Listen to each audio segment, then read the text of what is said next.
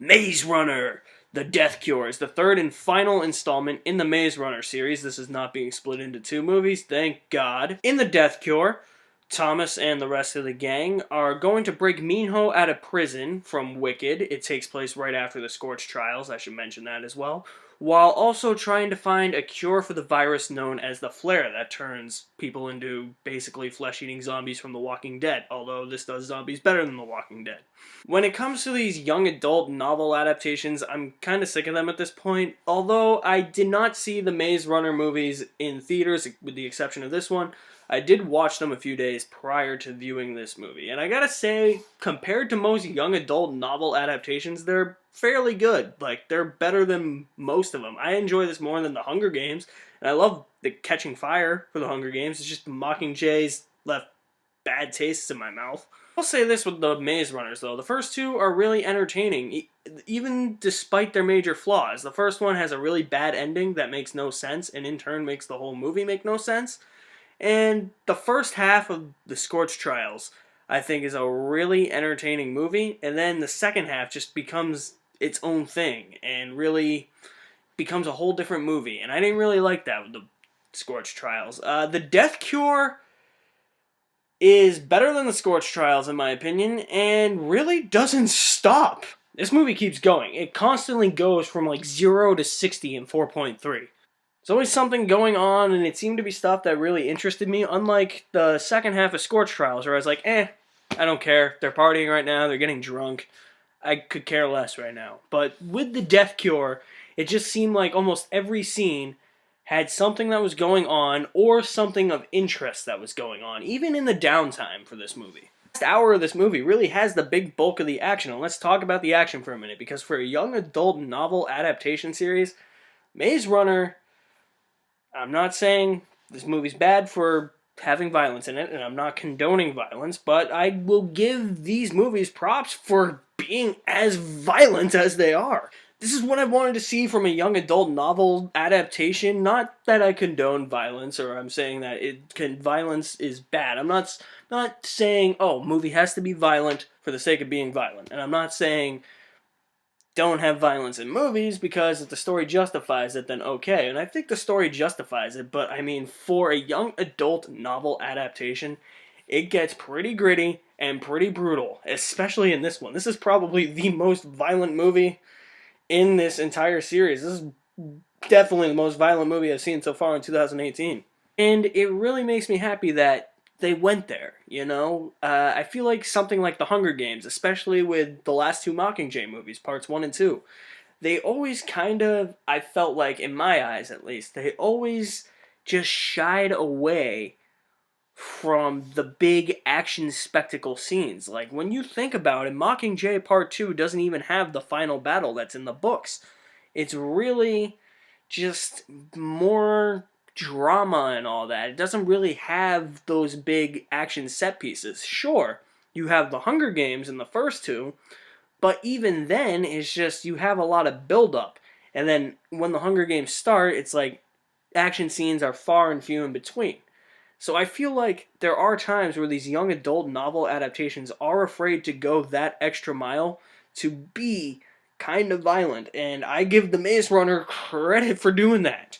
Scenes are entertaining, although there are a couple where I'm just like, I think this is like straight up Fast and Furious. The opening action scene is straight up Fast 5. It's the exact same thing Fast 5 did. O'Brien as Thomas. This dude kills it. Dylan O'Brien's going to be a really good action star, I think, in the future. He's got a bright future ahead of him, and I really feel bad for him on this movie because he was critically injured while making this movie, and it set back the release date for this movie. He actually I think he almost died. He was really, like, his injuries were really bad. And you can tell because there are some scenes where it just gets so realistic and brutal. He does a lot of his own stunts, too. And you feel for the kid. I mean, he's a really solid actor. I love the performances in this movie. I love the directing in this movie. Wes Ball's directed all three of these. He's proven himself to be a very competent action movie director. He really took these books and turned them into action movies, which is really hard to do. And I heard that This kind of deviates from the plot of the third book a little bit, kind of like Scorched Trials did. I don't know, I haven't read the books. But his camera work and his directing is really good. This movie's got a lot of fast-paced energy. Its action scenes are really fun.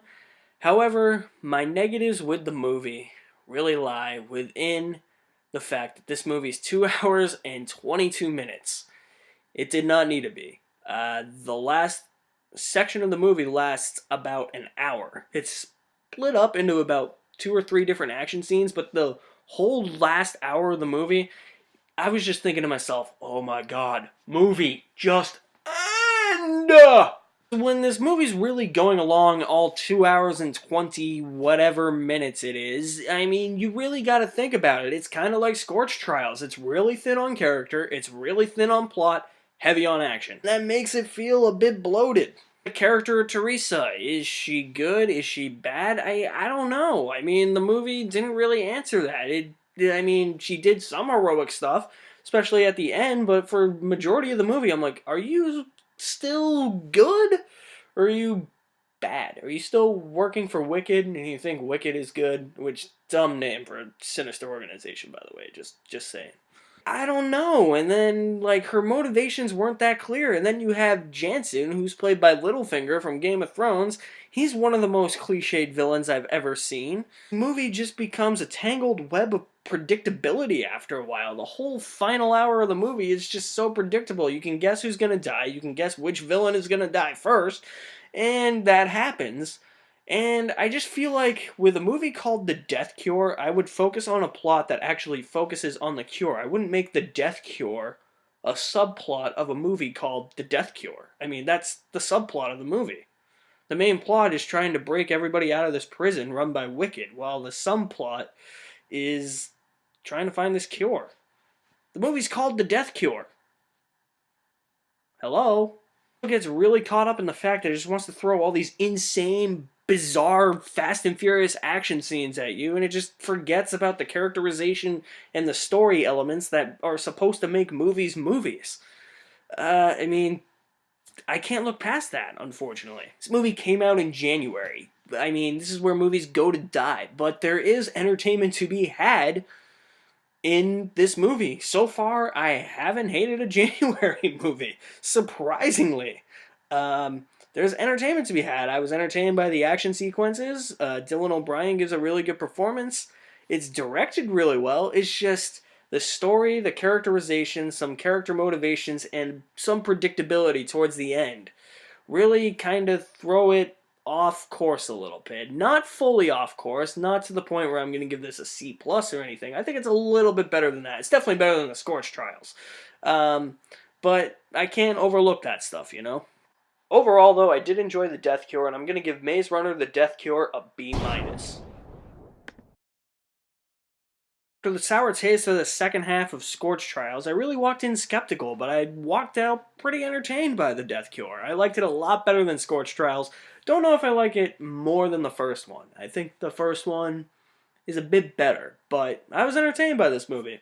And like I said, I haven't hated a January movie yet. That is surprising. Guys, thank you for watching my review of The Maze Runner, The Death Cure. You can check out some other reviews I have done at the end of this video. I will drop all of my social media links in the description below. I want to know what you thought of The Maze Runner, The Death Cure. Drop me some feedback in the comments, and I'll see you next time. My name is Alex Madden, a certified G and a bona fide stud.